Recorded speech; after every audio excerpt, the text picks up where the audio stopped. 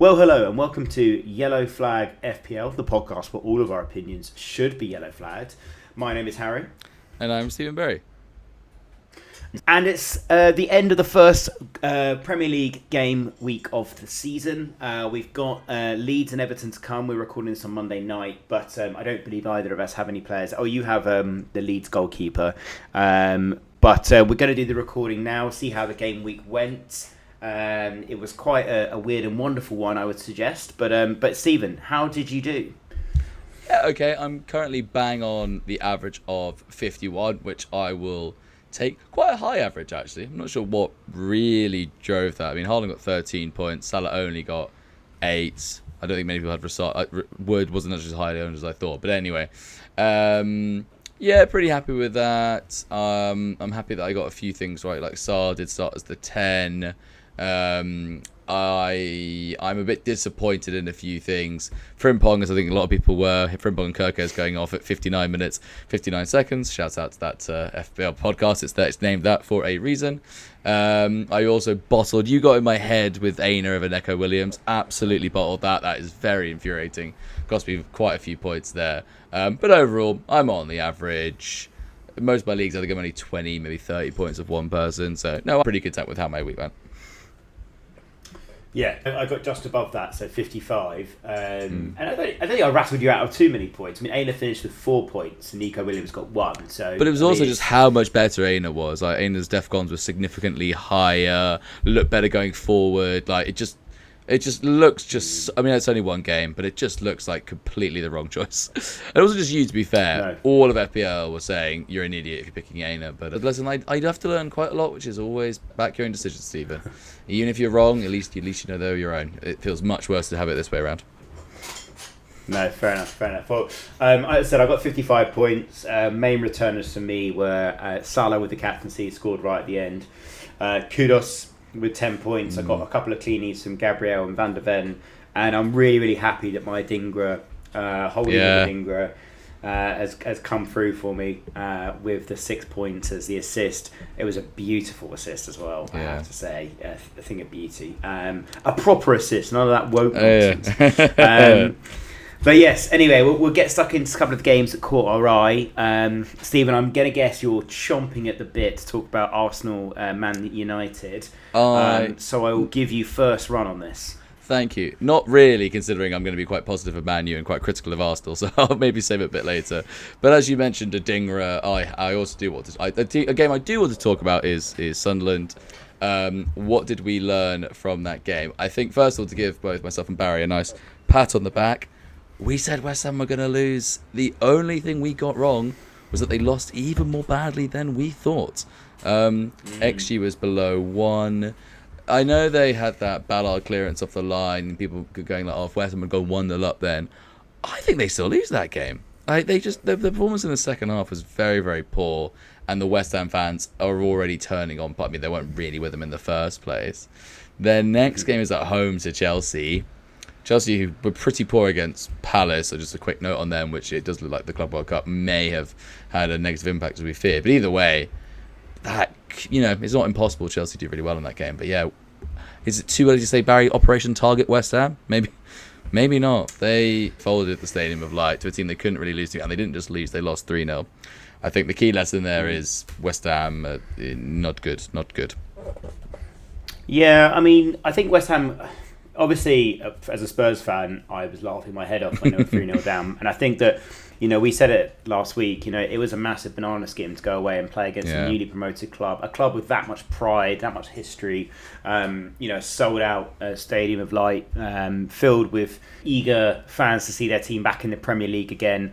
And it was also really wholesome to see that the 3 goal scorers were players that come up, with them up to the Prem. A couple of notes that I did make in that game, though. West Ham actually conceded less chances. They conceded less chances than Spurs did in our 3-0 win against Burnley. So actually, the score may have overinflated what Sunderland were doing, but I think just momentum's such an important thing in football. So I'm not sure whether I'm quite ready to say target West Ham, because I think Bowen had some good chances. Wan-Bissaka got forward quite a bit. Doof nearly scored. He nearly scored when it was 0-0. But, regardless, it's a terrible result for West Ham. And I don't think they can really look anything past it. Their goalkeeper, I was quite surprised that they signed a new goalkeeper. And also from a relegated club, that's not a great sign. But he looked good at Leicester. He got a really bad injury, but until then he looked really good. But yeah, in that game he was dreadful. Yeah, he was really poor. He made a good couple of early saves, but then I think he just got a bit rattled by the crowd.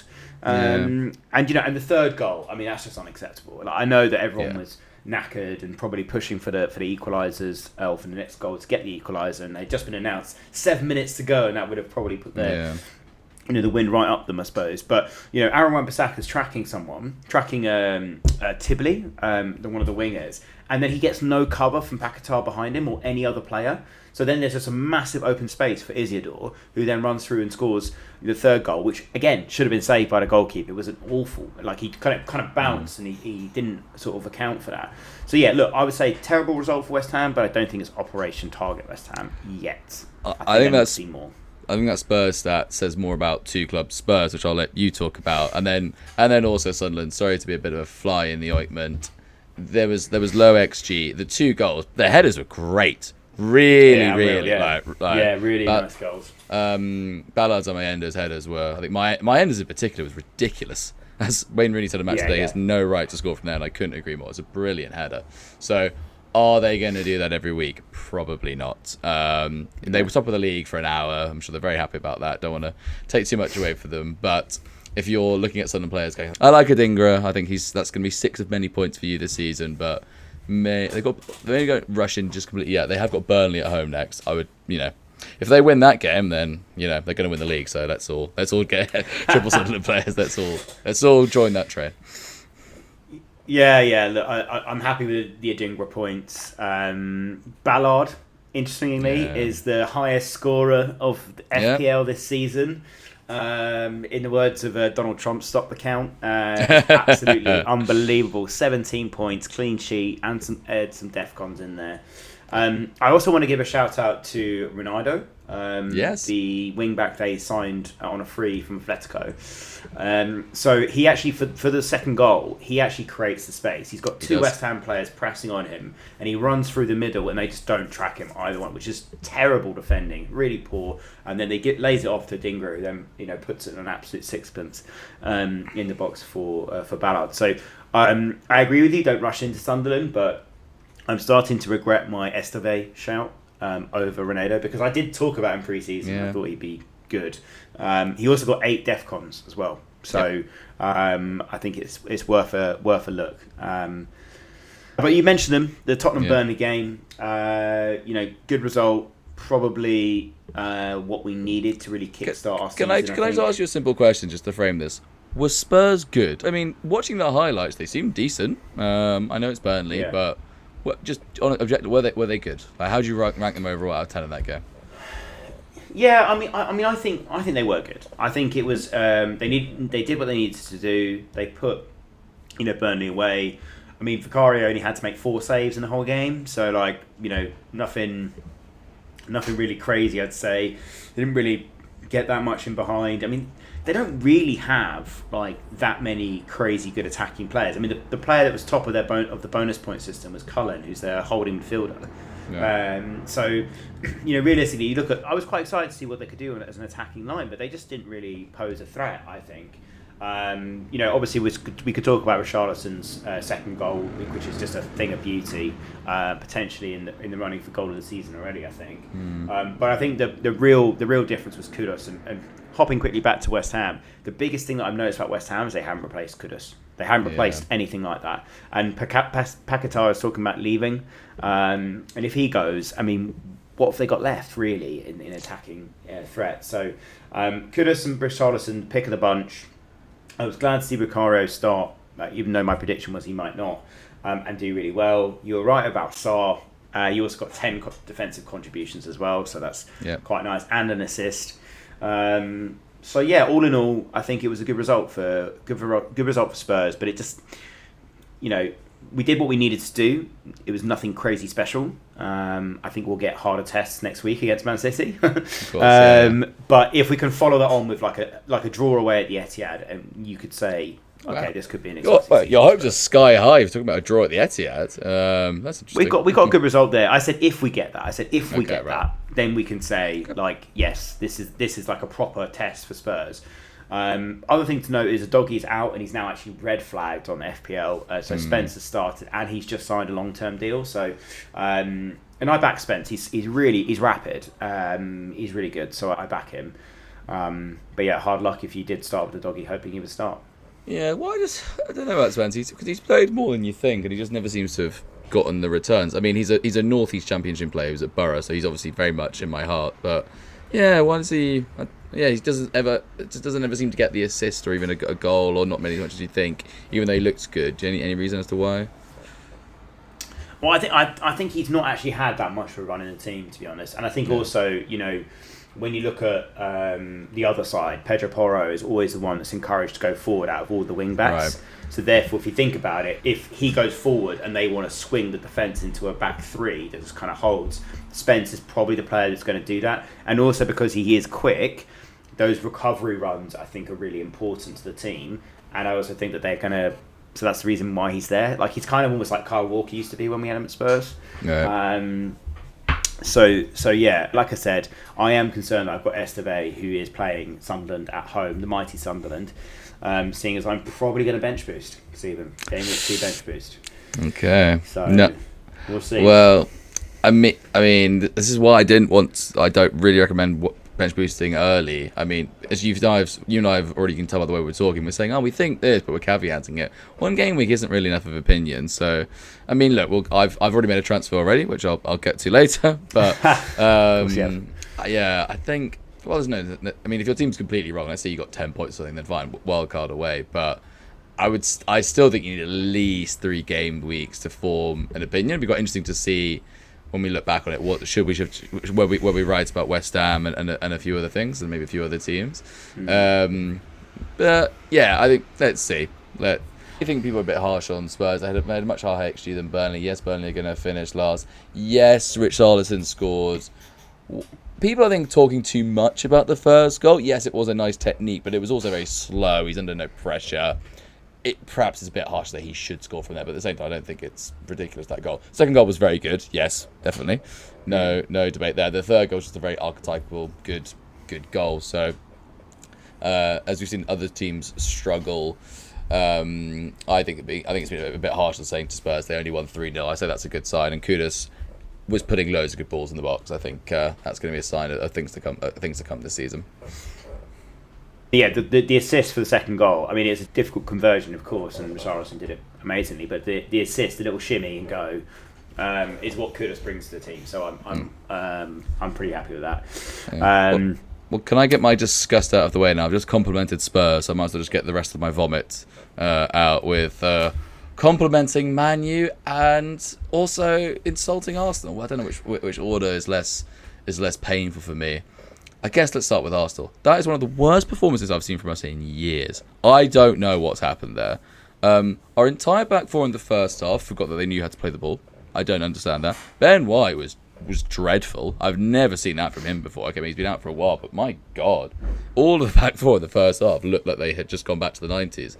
I don't know if that's Heinz's influence. He's like, this is how you defend, lads. None of this passing it from the back nonsense. Just, hoof it around. Like, it was so poor. Saka and Rice were bad. Well, I can't remember the last time they were poor for us. The two Mr. Reliables, they were both very, very poor.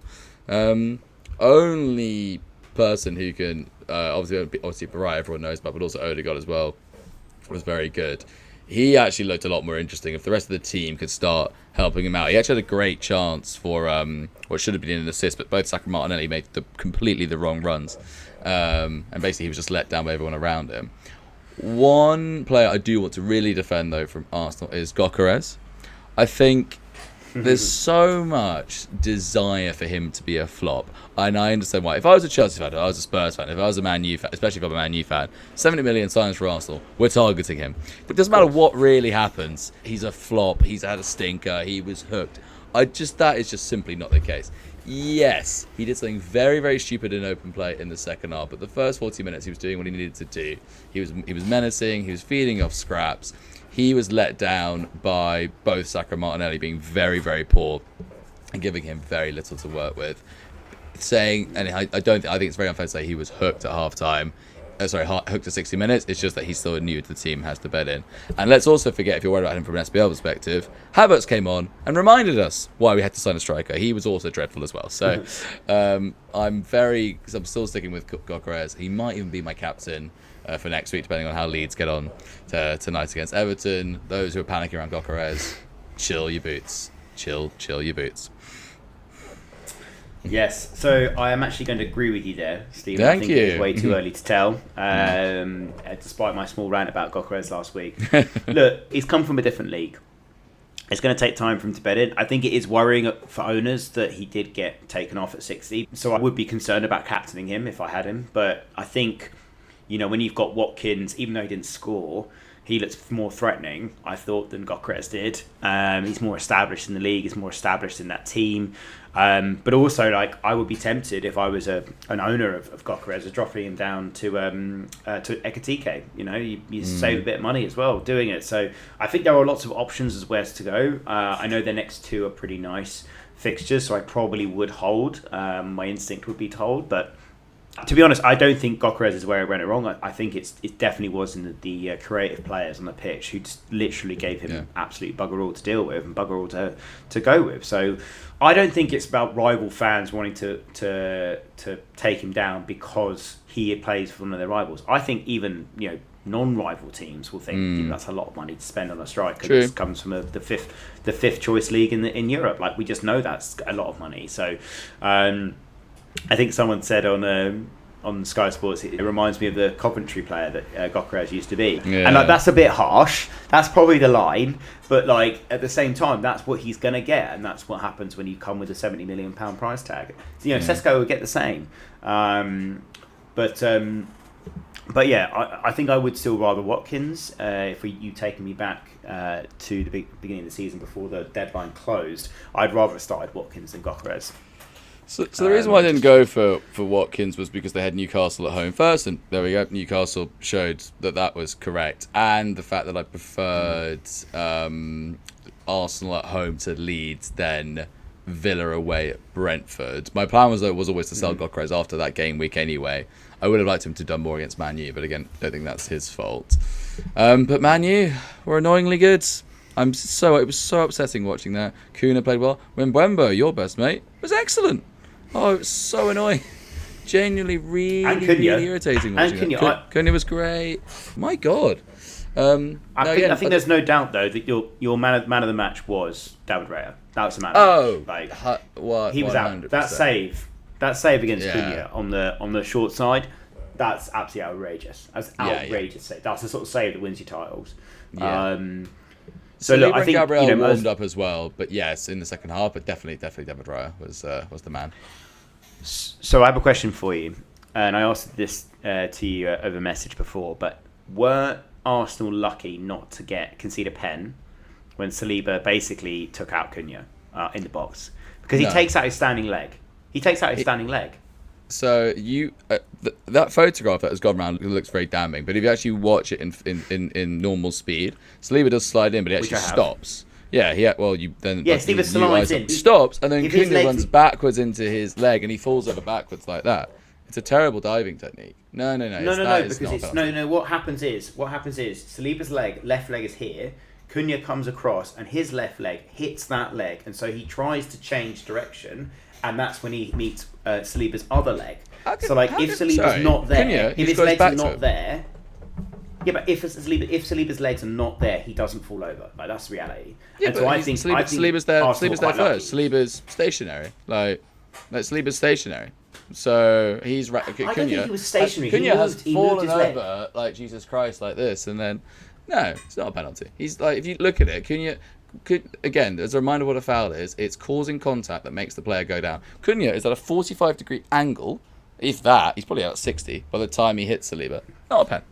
Just not. It just okay, is. Well, we'll agree to disagree on that. I just think that there are a couple of decisions that went in Arsenal's favour there. I think they were very lucky not to concede a goal. I think Man United were pretty good. Oh, their front three were great. I mean, they had an XG of 1.6. They should have scored. Yeah. Absolute smash and grab from Arsenal. There's no debating that. And do you know what, Barry? I actually would have wanted the penalty because Raya would have saved it and Fernandes would have done minus points. So it would have worked out perfectly for me. One other thing. So in terms of Man U, I've changed my opinion about them. I've changed my opinion about Cunha and Mbembo. Mount is one to watch. You would assume he's going to lose his place when Sesko comes back, but comes into the team. But Fernandes, told you, he was short of DEFCONs. Man U apparently aren't getting Stonewall penalties at Old Trafford anymore, so that's great. He didn't do anything. Bearing in mind that you could probably go through and think of 2 or 3 each from Mbembo and Cunha, and even Mount of wow, okay, an assist or a goal wasn't too far away. You did not have that with Fernandes. He's in the central midfield. He's having to have a much more defensive role. He is not going to get a lot of points this season. He just isn't. Still avoid him like the plague. Yeah, I do agree with you that he's not going to get that many points. But, I mean, he nearly got that assist with Mbembo's chance in the corner. He also got 11 DEFCONs. So I'm quite surprised he hasn't walked away with something there. But I guess because of the conceding of the goal. But I think it'd be a little harsh on Bruno Fernandes. But, you do have your dislike towards the man. I do, yeah. I do. I'm not even gonna lie about it. But, nevertheless, he's also 9 million. He's just not worth it. He just really. I'm sorry. Okay, Mbembo I think is A, or maybe he's A, whatever. Basically Cunha. Let's just say Cunha, Fernandes, and Mbembo are all the same price. What order of 3 priorities are you putting them? I guarantee you, Fernandes. Oh, Cunha's top. Yeah. Okay, I'm going to talk about the Wolves, man. I think that obviously the big story from that game is going to be that Haaland's got 13 points, right? That's the big story. But I think there are some other things that we need to think about in there. So, look, he's going to have quite a tough run coming up, and I know that he can score against anybody before anyone says that. But they have got a really tough run, so I still think it's a wait and see. I think it's a bring in on the first wild card if he keeps going. I think if Palmer continues to disappoint, I think switching up my premium strategy from Palmer and Salah to Salah and Haaland, I think it's perfectly reasonable.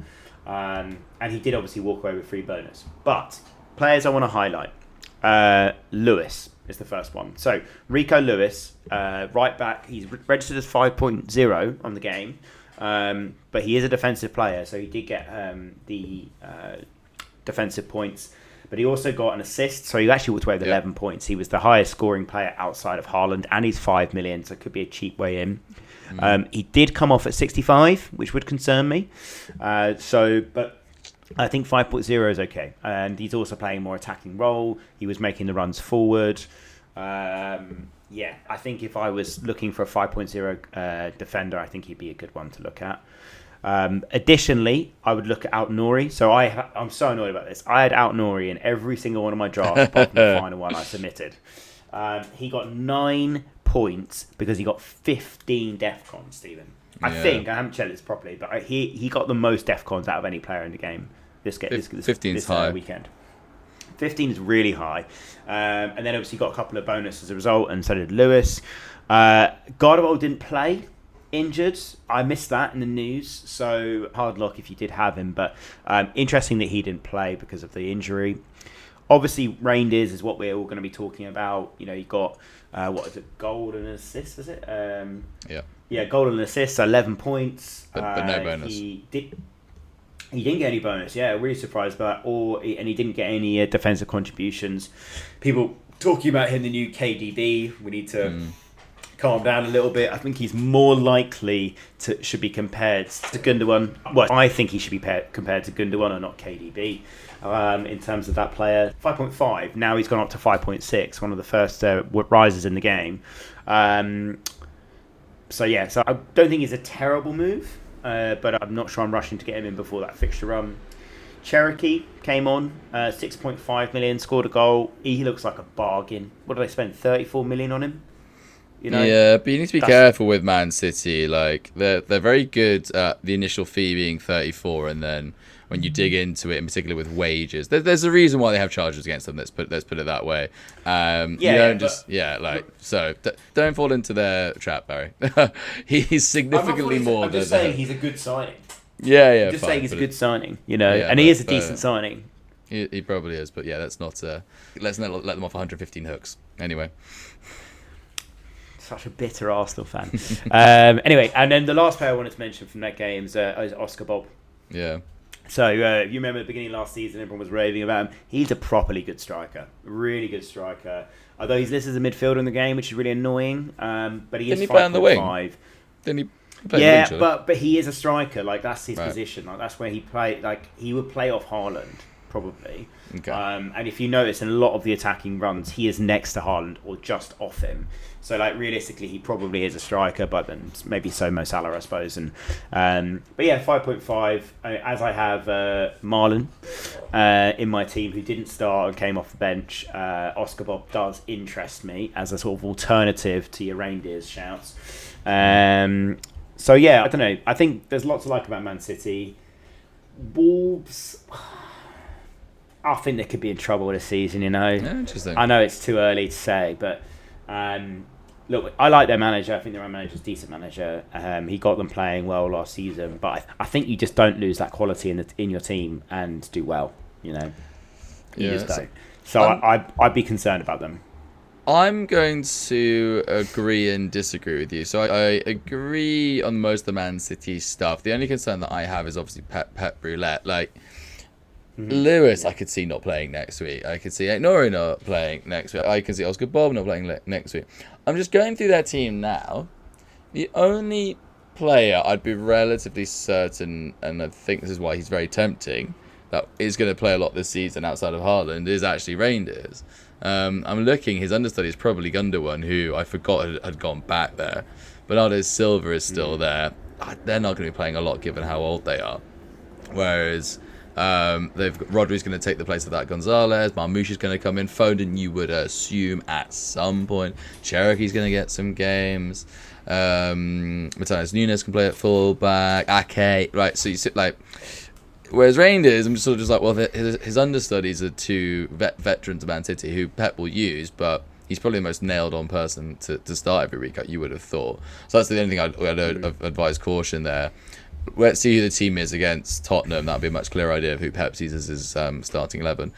But where I disagree with you is actually Wolves. If you look at Man City's goals, there were lots of open play. Wolves really went for it. Now, you can argue whether that's right or wrong or not, but nevertheless, it shows that they had a go. They got forward that 4 million Wolves fullback. I can't remember his name. He was quite interesting and got forward quite a lot. My best mate Larson actually had quite a few decent chances. Should have done better. Really had a few blocks. Again, I'm not rushing to bring any Wolves player in. Saar had a really, really bad game. But I'm not as confident as them being as bad as I am West Ham. Let's put it that way. I thought there was actually some stuff there where I thought they could be quite interesting. I'm not sure when their next easy game is. They have Bournemouth away next. That's not great. Everton. Oh, actually, their start is terrible. They've got Bournemouth away, Everton at home, Newcastle away. Leeds is their next good game in game week 5. So they could have actually lost 4 out of 4 by then. But at the same time, as the season goes on... Same as last season, though. Yeah, exactly. But as the season goes on, I wouldn't completely rule them out. West Ham players like Bowen, I'm completely ruling out. Wolves players, not yet. Fair enough. The additionally interesting part, just going back to Man City, is James Trafford started. 5 million. He's there. He did start. But apparently, well, not Ortega, sorry. Edison's was ill or something. But then it sounds like he's gone anyway.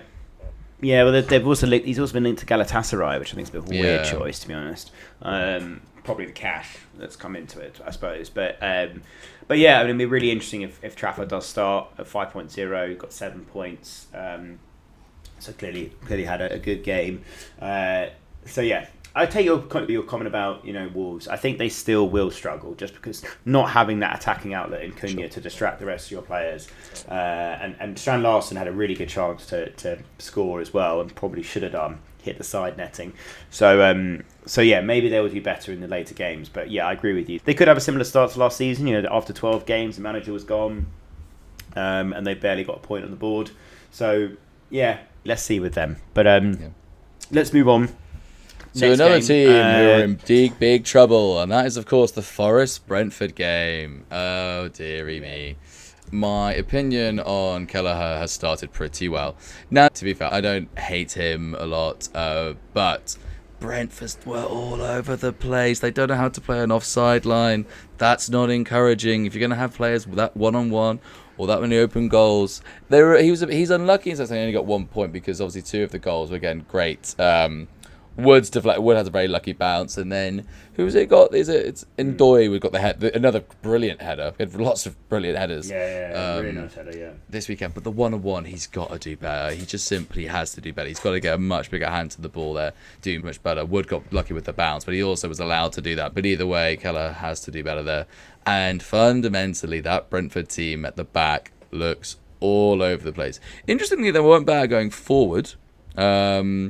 Again, at the same time, Nottingham Forest have obviously basically given up in the second half, given how comfortable it was for them. But at the back, they do not look good.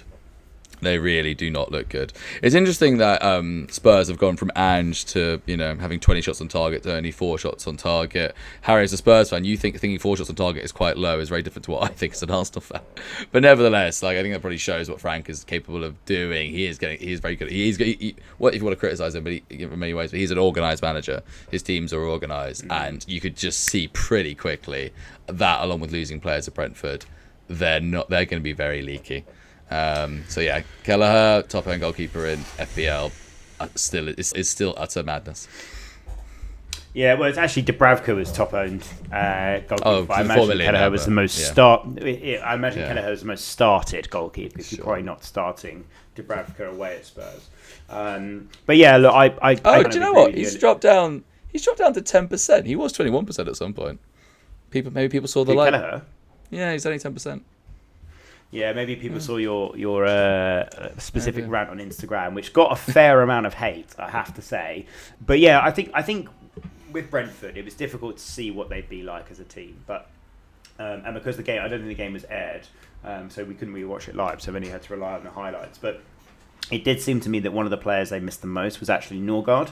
Yeah. I know we're going to talk about Mbeumo and probably Wissa, but I think having that real organised, midfielder kind of championing everything. I mean, I thought Henderson was supposed to be doing that. It didn't seem to be like. Yeah, I know. Yeah, just hold your rant. Honestly, I knew as soon as I said that you were going to go for it. No, I don't think anything needs to be said on that transfer. Let's put it that way.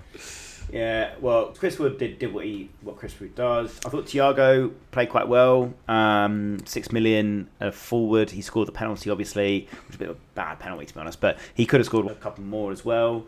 Elliot Anderson, I might need to be eating my words about that pretty soon. I was about to say about not just him, but Forest in general. His assist was a very nice one.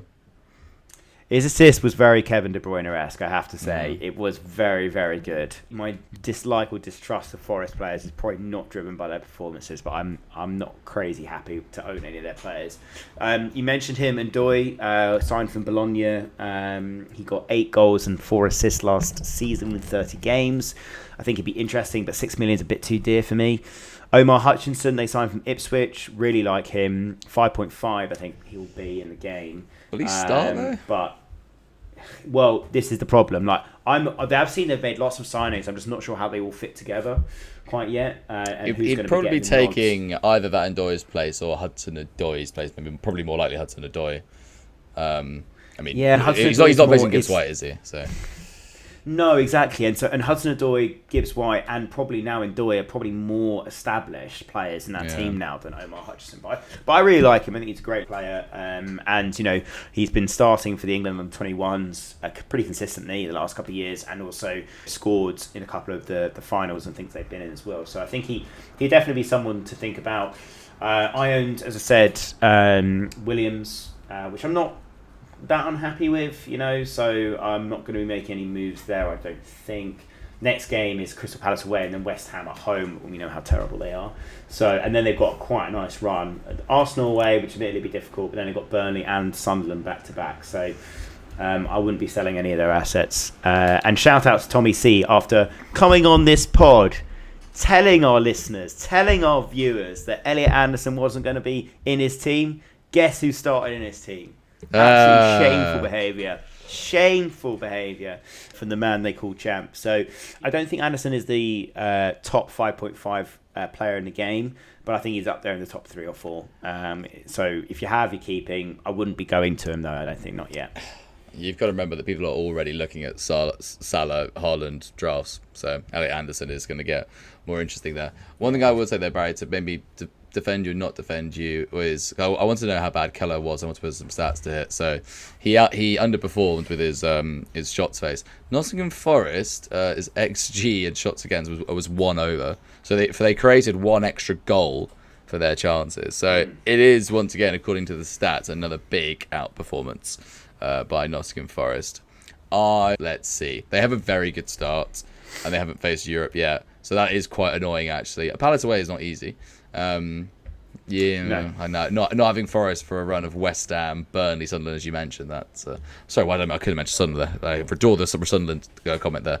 Just not having any players against West Ham basically is a worry, whether you outperform or not. Yeah. So interestingly enough, Anderson actually only has he's only 6.5% selected, but if you look at FPL Twitter, he seems to be everywhere. So I'm not really sure, what's happened there. But yeah, look, I think if you've got Anderson, you're holding. I think I'm still going to keep faith with João Pedro. I think he's got West Ham next, but it could be the case to switch him from João Pedro to Chris Wood. I actually did start with 0.5 in the bank. Yeah. Which is, I'm quite happy. It kind of seems a bit mad and maybe bad planning, but I think I was doing it on the basis if I needed to move to a player that absolutely shot up in value for that bench boost game week 2. Yeah, so, and João Pedro was open. Garbage in the opening. All of Chelsea were bad, and I'm defending Gyökeres. João Pedro deserves the same defence. That if your attacking players around you aren't very good, but nevertheless. At least Gyökeres has a menace about him. Also worth mentioning, Palmer created one chance in the entire game. Yeah, he wasn't great either. Yeah. All of Chelsea weren't good, but I'm convinced to myself that Palace are good versus Chelsea were bad. If they're not good against West Ham, Palmer is gone, and I think João Pedro would have to go as well if you had him. But yeah. I'd agree with that. But let me talk about one last game, the opening game of the Premier League for this season. Liverpool against Bournemouth. What a game. Semenyo scored 2 beautiful goals. Second goal was that's outrageous. Yeah. That's an outrageous goal, and it definitely showed Liverpool's defence for wanting.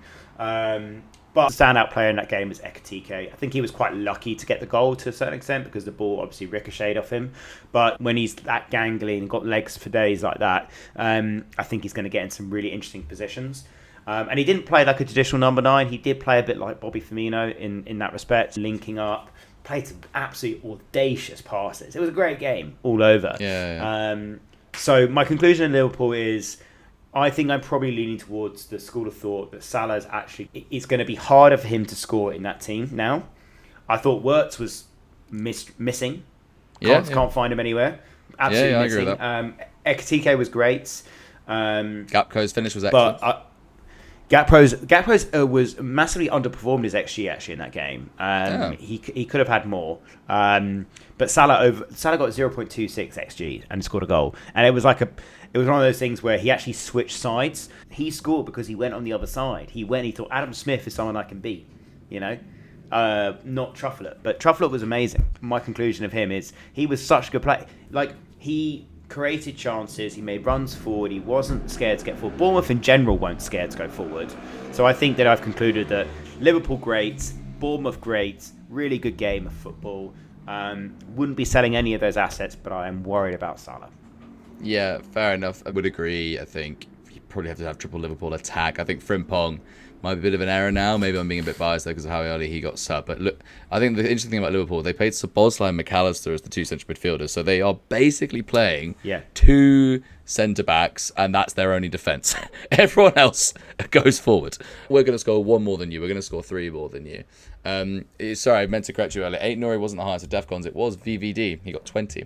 So if the system allowed for doubling... So if the system allowed for doubling up of DEFCONs, he wouldn't have just got 2. He would have got 5 points overall, sorry, I should say. But what I mean, I personally think defenders, in the order priorities still, just given the points, is obviously clean sheets, that's 4. That's goals, assists, etc., etc. That's less likely, but it's obviously more points. DEFCONs are still 2. VVD got 3 points in that game. You've been better off having a Van de Ven or whoever else got a clean sheet at the weekend. I know that Frimpong was going to be a lock in my team, but actually given that Liverpool don't seem to want to defend this season, I actually think they're quite risky. But yeah, Liverpool attackers, you fill your boots. Triple Liverpool attack, nothing wrong with that. And yes, Bournemouth played very well. Their attackers are going to get lots of points this season. Yeah, for sure. And if you had a spot for an Ekitike, but you already own Salah, would you be going there? Yeah, probably. But just because as you said, Wirtz wasn't great. It's his first game, so a little bit of slack. But I mean, basically, it's only one game. But you would say that if you had to pick 3 Liverpool players after that, I know they all scored, but it was also just the performance as well. I said Gakpo's getting positions. Kirk has actually looked probably the most interesting from memory going forward for Liverpool on the left side. So, but you would still say just based on that team selection, unless they start. Who's that? Zendo is still there, but I know he's quite old. Who's their other? They actually do have some DMs knocking around Liverpool. Let's see what team they start against Arsenal. To be fair, in the next few games, if they start going like, all right, maybe we should actually pick people who actually want to sit back. Then maybe Liverpool players, the defenders, are a bit more interesting.